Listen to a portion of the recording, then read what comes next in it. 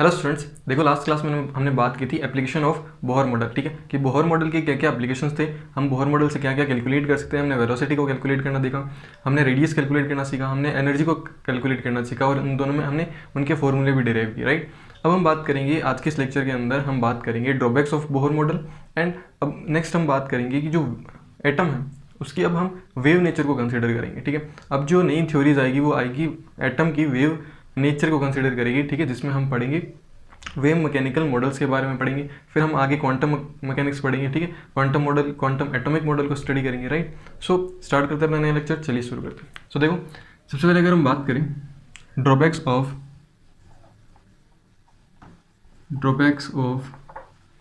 Bohr model,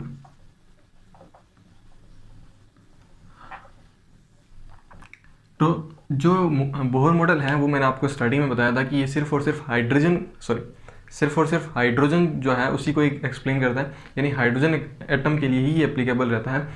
other आप hydrogen से अलावा जैसे फॉर एग्जांपल हीलियम की बात करोगे या फिर लिथियम, बेरिलियम, बोरॉन की बात करोगे तो ये उसको ज़्यादा एक्सप्लेन नहीं कर पाता है। ठीक है, तो फर्स्ट ड्रॉबैक तो इसका हुआ, it can only explain hydrogen atom, या it is only applicable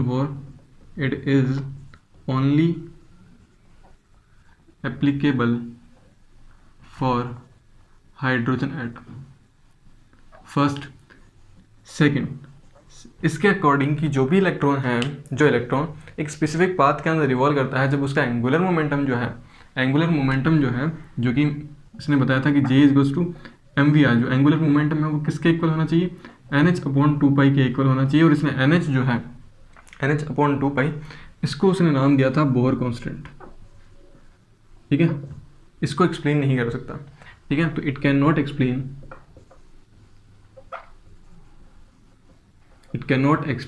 NH/2π, या फिर H/2π भी बोल सकते हैं। ठीक है, कि भाई इसकी जो वैल्यू है या फिर इसका जो डेरिवेशन है वो कहाँ से आया, आपने सीधा NH/2π कहाँ से लेके आए, तो इसको एक्सप्लेन नहीं कर सका बोहर। ठीक है, फिर अगर हम बात करें third, splitting of spectral line. ठीक है, स्पेक्ट्रल लाइन जो है वो किस तरीके से स्प्लिट होती है, जब हम स्पेक्ट्रम लेते हैं हाइड्रोजन का, हम स्पेक्ट्रम में देखेंगे, जब हम हाइड्रोजन का स्पेक्ट्रम स्टडी करेंगे कि किस तरीके से हाइड्रोजन का स्पेक्ट्रम आता है, तो उसके अंदर जब हम स्टडी करते हैं स्पेक्ट्रम की, तो उसमें स्पेक्ट्रम लाइन जो होती है वो स्प्लिट हो जाती है। ठीक है, स्पेक्ट्रम लाइन जो होती है वो स्प्लिट हो जाती है अकॉर्डिंग टू कौन सा फील्ड अप्लाई किया गया, तो उसको एक्सप्लेन नहीं कर पाया बोहर, कि अगर हम मैग्नेटिक फील्ड के अंदर रखते हैं तो किस तरीके से स्प्लिटिंग होती है, या फिर इलेक्ट्रिक फील्ड के अंदर रखते हैं तो किस तरीके से स्प्लिटिंग होती है। तो splitting of spectral line in magnetic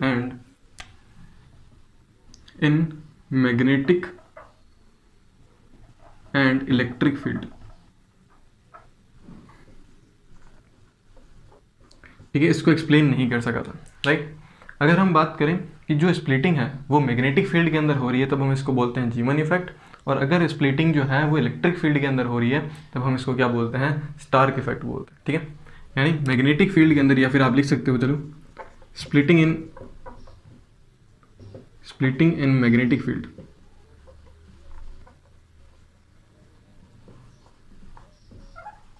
तो इसको हम बोलेंगे जीमन इफेक्ट। कई बार पूछ लिया जाता है आपसे कि व्हाट इज जीमन इफेक्ट, तो जब हम मैग्नेटिक फील्ड अप्लाई करते हैं तो उसमें जो स्पेक्ट्रम लाइन की स्प्लिटिंग होती है, ठीक है, आप लिख लेना स्प्लिटिंग ऑफ स्पेक्ट्रम लाइन। ठीक है, और अगर हम बात करें splitting of spectral line in electric field, ठीक है, इसको हम बोलते हैं स्टार्क इफेक्ट। तो एक होता है जीमन इफेक्ट का मतलब होता है जब स्प्लिटिंग जो होती है वो मैग्नेटिक फील्ड में हो, और अगर स्पेक्ट्रम लाइन की स्प्लिटिंग इलेक्ट्रिक फील्ड के अंदर हो रही है तो उसको हम बोलते हैं स्टार्क इफेक्ट बोलते हैं, राइट। तो इसके 3 ड्रॉबैक्स हो गए। फोर्थ जो ड्रॉबैक्स है इसका, कि it can not applicable for multi electronic species.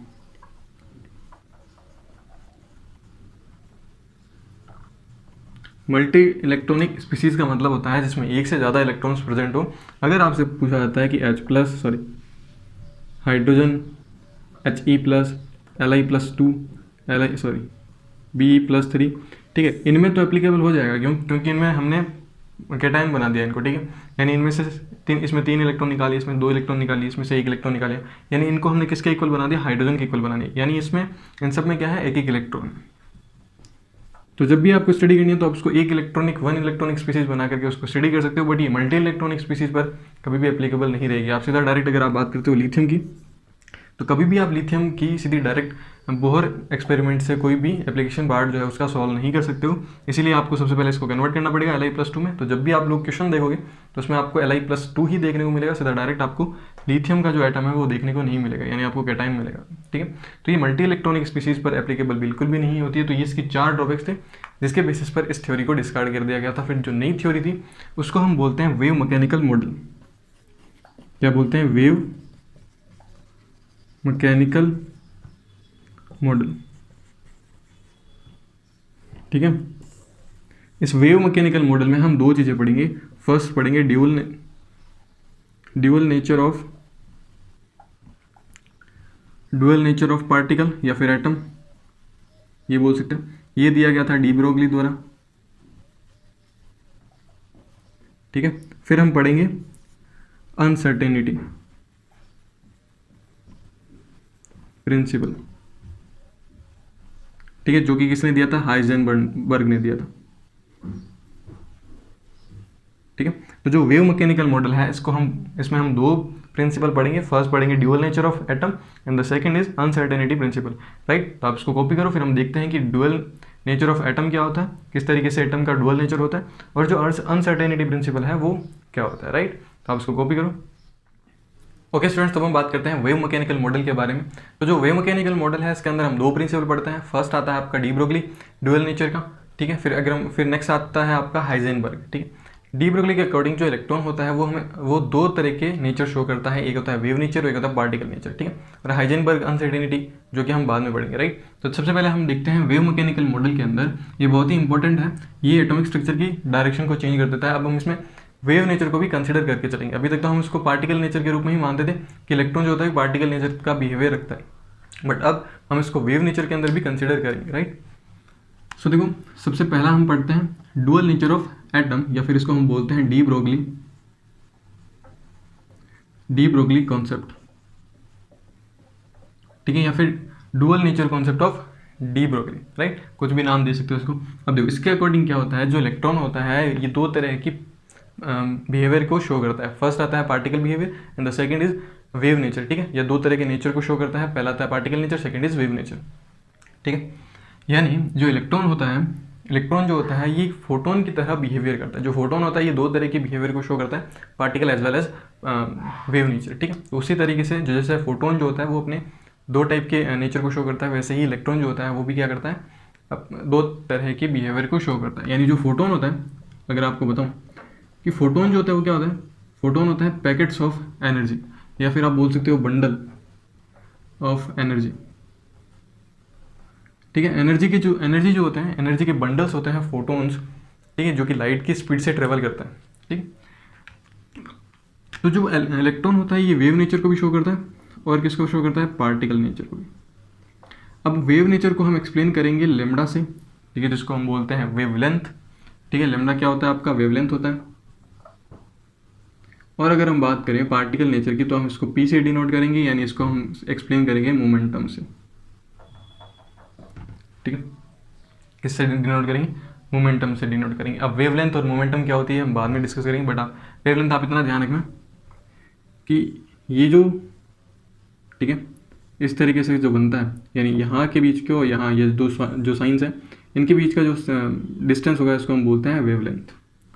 ठीक है, और मोमेंटम क्या होता है, मोमेंटम इज इक्वल टू होता है m/v, यानी एक पर्टिकुलर मास का ऑब्जेक्ट किस वेलोसिटी से, एक सर्टेन वेलोसिटी से अगर मूव कर रहा होता है तो उन दोनों का मल्टीप्लिकेशन किसके इक्वल आता है, मोमेंटम के इक्वल आता है। ये पूरा का पूरा जो मोमेंटम है आप फिजिक्स में पढ़ते हो जब आप NLM पढ़ते हो। राइट, चलो अब हम देखते हैं इसका डेरिवेशन किस तरीके से हम कर सकते हैं। तो देखो अगर हम बात करें आइंस्टीन की जो एनर्जी इक्वेशन है जिसको हम बोलते हैं E = mc²। ठीक है, E जो होती है वो एनर्जी होती है, m जो होता है वो मास होता है, c जो होती है वो लाइट की स्पीड होती है। ठीक है, अगर हम बात करें एनर्जी ऑफ फोटोन, किसकी, एनर्जी ऑफ फोटोन की, तो एनर्जी ऑफ फोटोन जो होती है वो क्या होती है, E = hc/λ।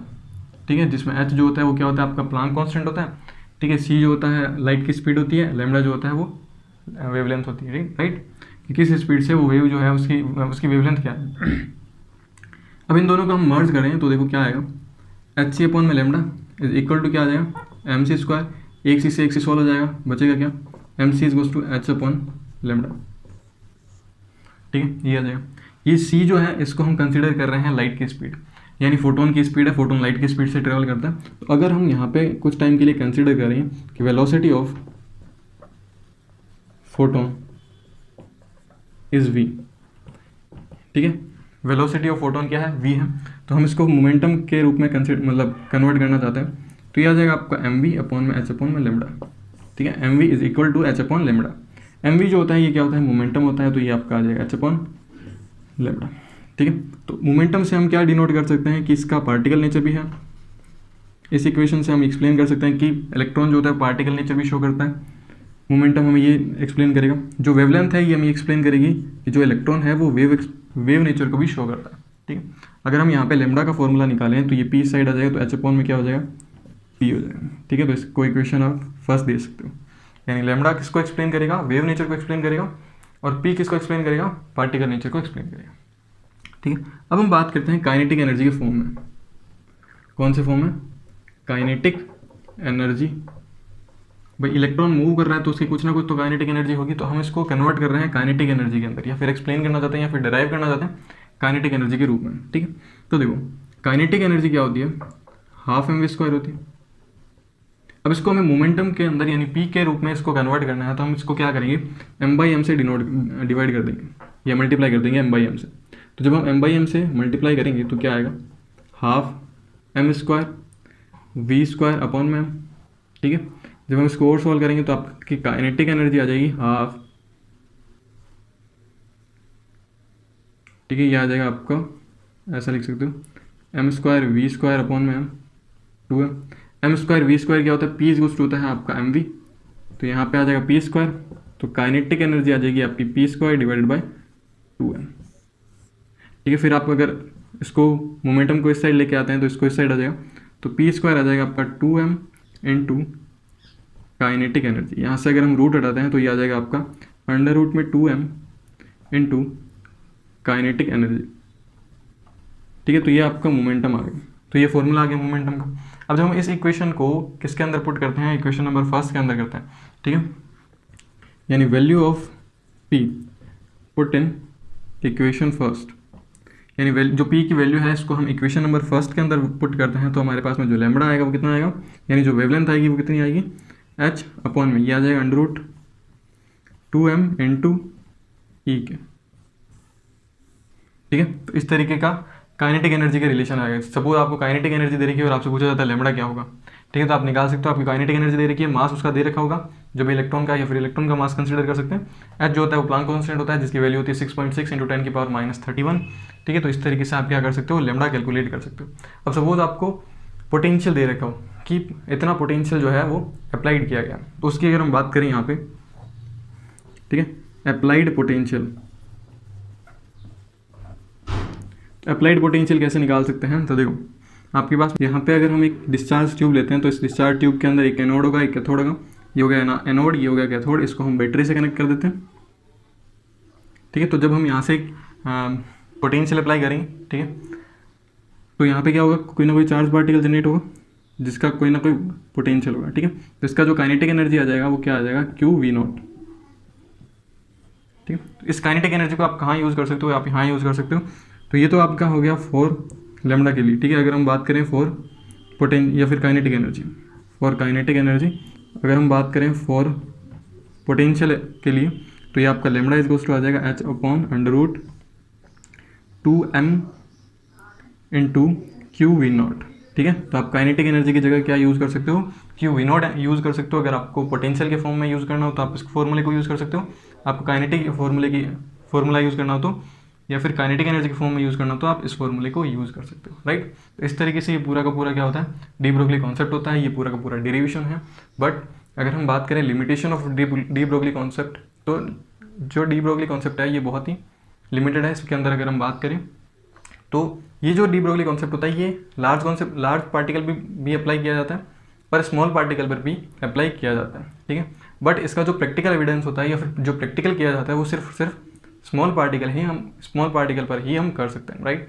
हम बड़े मॉलिक्यूल्स पर ये डिसाइड नहीं कर सकते कि उसकी जो नेचर है वो वेव नेचर है।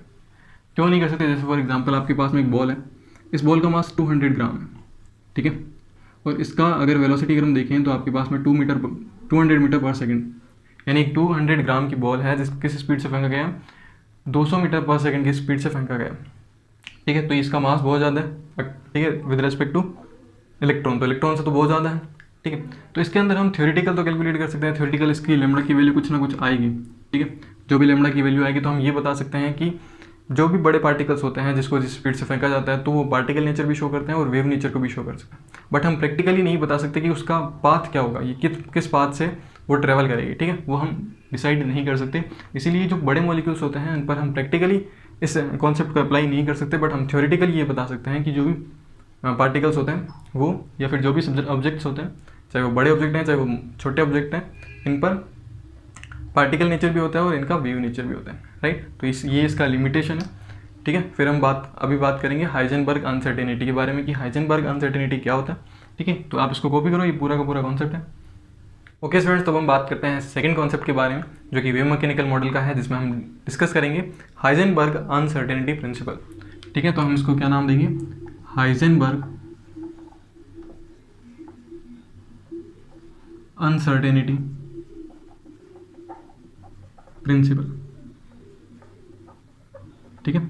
तो हाइजेनबर्ग अनसर्टेनिटी प्रिंसिपल हमें ये एक्सप्लेन करता है कि जैसे डी ब्रोगली ने क्या बताया था, डी ब्रोगली ने हमें ये बताया था कि जो इलेक्ट्रॉन होता है वो न्यूक्लियस के अराउंड क्या करेगा, वेव नेचर की तरह इस तरीके से जो है, ठीक है, इस तरीके से जो होगा वो क्या करेगा, मतलब वेव लाइक मूव करेगा, ठीक है। जिस तरीके से वेव करती है मूव, ठीक है, वेव होती है, उसी तरीके से ये इलेक्ट्रॉन जो होगा इस सेल के अंदर मूव करेगा। ये जो, ठीक है, जो भी वेव होगी, जो भी उसका वेवलेंथ होगा, ये डिसाइड करेगा नंबर ऑफ एन के ऊपर, ठीक है, कि कितना उसका एन ले रखा है हमने, राइट।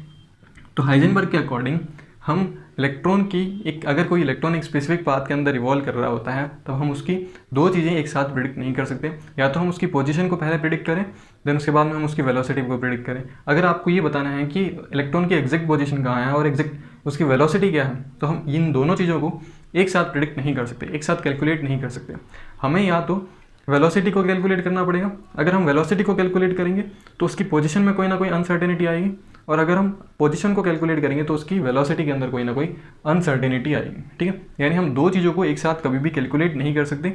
हम या तो जैसे फॉर एग्जांपल हम नॉर्मल लेकर के चलते हैं, इसको नहीं मानता अभी, अगर कोई इलेक्ट्रॉन है ये इस पाथ के अंदर रिवॉल्व कर रहा है, ठीक है। अब हमें बतानी है कि अभी हमें बतानी है कि इलेक्ट्रॉन की एग्जैक्ट पोजीशन कहाँ है, ठीक है।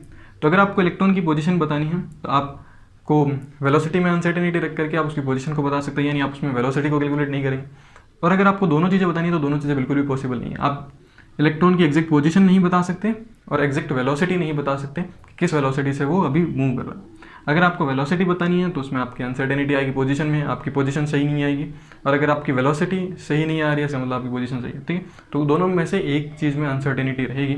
हम पोजीशन को अनसर्टेनिटी रखते हैं एक्स से, डेल्टा एक्स होता है अनसर्टेनिटी इन पोजीशन, डेल्टा पी होता है आपका अनसर्टेनिटी इन वेलोसिटी, ठीक है, और ये होता है आपका greater than equal then h/2π, ठीक है। ये छोटा सा रिलेशन है जिसमें आपकी जो है, आप दो चीज़ों को कभी भी इलेक्ट्रॉन के लिए एक जगह या फिर एक ही टाइम पर उसको कैलकुलेट नहीं कर सकते। आप या तो उसकी पोजीशन को डिसाइड करो या फिर उसके वेलोसिटी को डिसाइड करो। अगर आप पोजीशन को डिसाइड कर रहे हो तो कोई ना कोई अनसर्टेनिटी आएगी वेलोसिटी के अंदर, अगर आप वेलोसिटी डिसाइड कर रहे हो तो उसकी पोजीशन में कोई ना कोई अनसर्टेनिटी आएगी। आप दोनों चीज़ें एक साथ कभी भी इक्वली उसको कैलकुलेट नहीं कर सकते, राइट। तो ये छोटा सा प्रिंसिपल है हाइजेनबर्ग अनसर्टेनिटी बेस्ड, ठीक है, जो कि हमें ये बताता है कि हम इलेक्ट्रॉन की एग्जैक्ट पोजीशन पता कर सकते हैं बट उसकी हम एग्जैक्ट वेलोसिटी एक साथ पता नहीं कर सकते, राइट। तो इसका जो है थ्योरी है वो आप लिख सकते हो। अब देखो इस पर भी हम एक क्वेश्चन करते हैं। अब देखो अगर हम थोड़ा सा यहाँ चेंज कर लेना 4π होगा, ठीक है। अगर हम यहाँ लिखेंगे, आप लिख लो delta H is uncertainty in position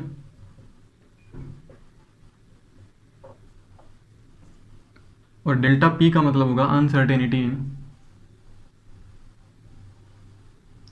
velocity, ठीक है। वैसे तो p जो होता है वो मोमेंटम होता है। अब देखो अनसर्टेनिटी का मतलब होता है अनिश्चितता, यानी उसके अंदर कोई ना कोई एग्जैक्ट जो है वो वैल्यू नहीं आएगी, कोई ना कोई अनिश्चितता उसमें ज़रूर आएगी, राइट। और h जो होता है वो आपका हमेशा का प्लांक कांस्टेंट होता है, ठीक है। अब देखो क्वेश्चन ये है कि आपके पास में कोई एक इलेक्ट्रॉन है जो कि इस न्यूक्लियस के अराउंड क्या करता है, रिवॉल्व करता है, ठीक है। एक जो है इलेक्ट्रॉन जो है वो न्यूक्लियस के अराउंड रिवॉल्व करता है, ठीक है। तो उसकी जो अनसर्टेनिटी इन वेलोसिटी है और उसकी जो अनसर्टेनिटी इन पोजीशन है, ये दोनों इक्वल है, यानी delta X is equal to क्या है आपका डेल्टा पी। तो आपको बतानी है अनसर्टेनिटी इन वेलोसिटी, बतानी है कि वेलोसिटी में कितनी अनसर्टेनिटी आएगी। अगर uncertainty in position and uncertainty in velocity is equal, ठीक है। तो अब देखो इसको हम कैसे डिराइव करेंगे। तो हमारे पास में ये फॉर्मूला है जिसको हम वापस से लिख लेते हैं, delta X dot delta P is greater than equal than, हम इसको इक्वल देन मान लेते हैं, ठीक है। ये आ जाएगा h/4π, ठीक है। अब देखो इसके अकॉर्डिंग क्या है, delta X is equal to delta P है। हमें क्या बताना है, हमें वेलोसिटी बतानी है, ठीक है। वेलोसिटी में अनसर्टेनिटी बतानी है, यानी हमें डेल्टा वी बताना है। तो डेल्टा वी कब आएगा, जब हम delta X is equal to delta P रखेंगे, यानी हम क्या लिख देंगे, डेल्टा एक्स की जगह हम क्या लिखेंगे, डेल्टा पी लिखेंगे। तो यह आ जाएगा delta P dot delta P is equal to h/4π। तो यह आ जाएगा आपका delta P square is equal to क्या आ जाएगा h/4π, ठीक है। इस टाइप के क्वेश्चन आपसे पूछा जाता है, सब्जेक्टिव हो चाहे वो ऑब्जेक्टिव, ठीक है। अब देखो p जो होता है वो क्या होता है, p बराबर होता है mv², सॉरी mv हो जाएगा। अब आपके स्क्वायर है तो यहाँ पे क्या आएगा, delta m dot delta v², ठीक है। क्या आ जाएगा, delta m dot delta v², ये आ जाएगा आपका, ये आपका आ जाएगा h/4π, ठीक है। तो इसको मास को हटाए दो बोले, अगर हम इसको यहाँ पे रखें तो आपका आ जाएगा डेल्टा v² इक्वल टू क्या आ जाएगा, h/4π इंटू m² आ जाएगा, ठीक है। जब हम इसको स्क्वायर को हटाएंगे तो डेल्टा v क्या आ जाएगा आपका, अंडर रूट में λ/4π m²। तो ये आपका रिलेशन आ जाएगा जब अनसर्टेनिटी होगी वेलोसिटी के अंदर, ठीक है। तो इस टाइप से आपकी वेलोसिटी भी आप क्या निकाल सकते हो, अनसर्टेनिटी इन वेलोसिटी निकाल सकते हो। अगर आपकी uncertainty in position, uncertainty in velocity दोनों क्या हो, इक्वल हो, तभी आप क्या निकाल सकते हो, अनसर्टेनिटी इन वेलोसिटी निकाल सकते हो। अगर ये दोनों एक अलग अलग है तो आप अनसर्टेनिटी इन वेलोसिटी नहीं निकाल सकते, ठीक है। तो आप इसको और आगे इसको सॉल्व कर सकते हो। डेल्टा वी इक्वल टू क्या आ जाएगा, 1/2m अंडर रूट में, यह आ जाएगा आपका λ/π आ जाएगा, ठीक है।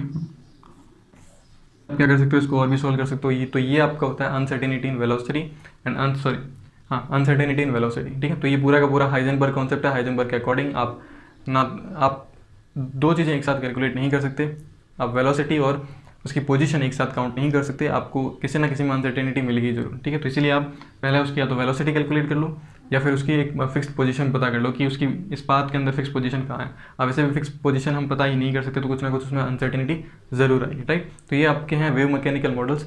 नेक्स्ट क्लास में हम बात करेंगे स्पेक्ट्रम के बारे में। सबसे पहले हम स्पेक्ट्रम पढ़ेंगे, देन उसके बाद में हम क्वांटम मैकेनिकल मॉडल के बारे में पढ़ेंगे, जिसमें हम पढ़ेंगे श्रोडिंगर वेव इक्वेशन के बारे में पढ़ेंगे, ठीक है। और किस तरीके से क्वांटम के रूप में उस क्वांटम के अंदर हम पढ़ेंगे एटॉमिक स्ट्रक्चर को, राइट।